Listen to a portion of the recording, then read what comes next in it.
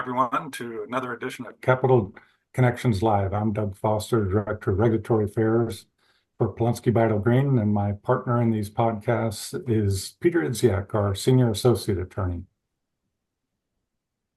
Happy to join you again, Doug. So, as we did last week, one thing we would like to do in these podcasts is involve more of our legal staff here at Polunsky, Beitel Green.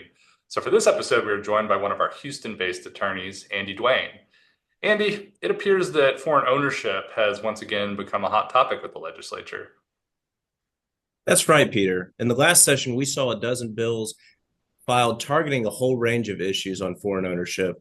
But this session, we've already seen a dozen separate bills, along with accompanying companion bills, which carry identical language. As you mentioned, Andy, the last session, the bill that we saw make the most progress regarding foreign ownership was Senate Bill 147 by Senator Kolkhorst. And she's already filed an additional bill this year that's similar language. And that bill is Senate Bill 17, which by its very low number indicates that it's also a high priority for Lieutenant Governor Patrick. And we saw this bill pass out of committee just this last week. But in this version, it addresses some of the federal anti-discrimination problems that were in the prior version, as well as granting additional authority to the Attorney General.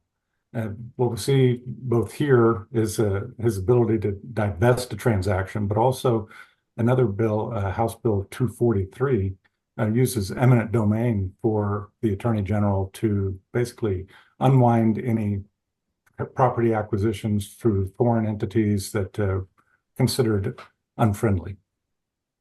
That's correct, Doug. There's a lot of movement out here on this one. For instance, there's also a carve out to exclude homestead properties and U.S. citizens naturally, but there's still a burden. I mean, there's a burden for lenders and title companies to verify citizenship before closing on all transactions, as well as if you have multiple layers, there's going to be a burden to identify that beneficial interest for an entity buyer if they're several layers deep.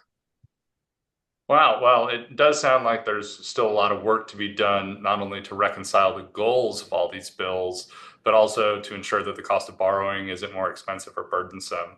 So thanks, Andy, for discussing foreign ownership bills with us. Our viewers should keep an eye on our weekly memos to see what moving forward during this session in terms of bills.